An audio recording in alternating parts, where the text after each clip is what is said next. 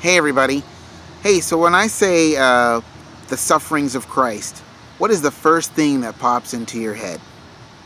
Think about it while we watch this little intro thing.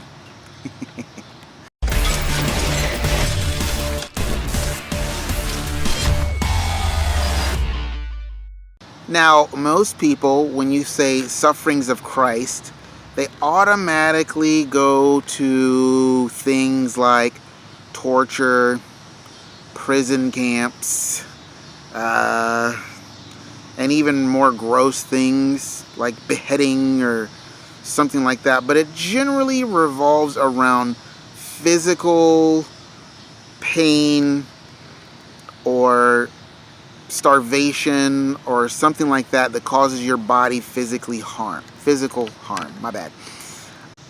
But something that God has shared with me about the sufferings of Christ is this.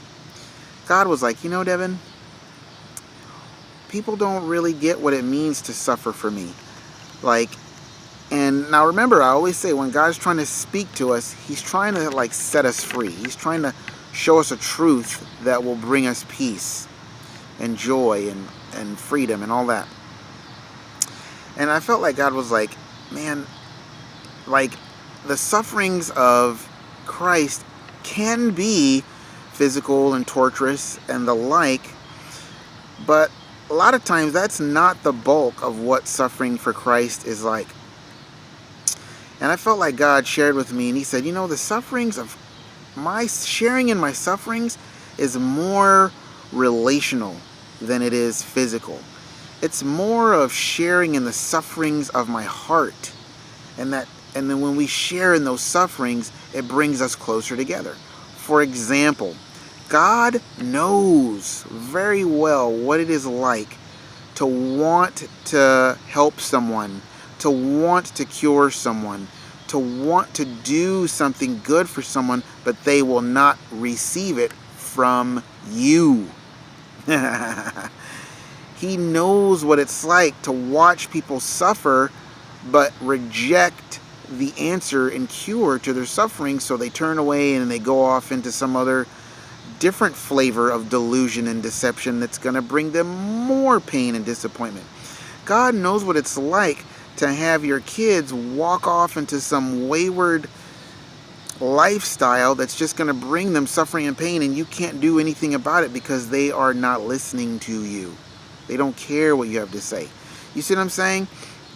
Those kinds of things God was sharing with me, and He was putting in my heart, and He was saying, that is how I suffer the most. It's like, yes, the cross was a terrible thing on a physical level, but on a heart level, there's a part of God that suffers every single day because people are rejecting Him. People are not listening to Him. And because of that, they go off into misery. And some of them die in their sin and go to hell. I will do a video on hell later, but it's real, and that's where you go when you reject God right up to the moment of your death. You're just like, no, I don't believe in God, and I'm upset with God, and I don't know God. And then you die and you go to hell, and you be like, oh my God, Jesus, save me. And I felt like God was just like, it's one of the death of those who don't know Him is like the worst moments of His day. The worst. But then the death of those who love Him are the best moments of His day. Well, I mean, in the context of death, when saints die versus when unbelievers die, that's awesome to Him, because then they're going to come and see Him face to face, and He is as excited to see you face to face as you are to see Him face to face. But I just wanted to share that with you guys, and in hopes that it actually encourages you not to see the sufferings of Christ as some sort of physical torture, but it's a heart pain. It's a heart suffering.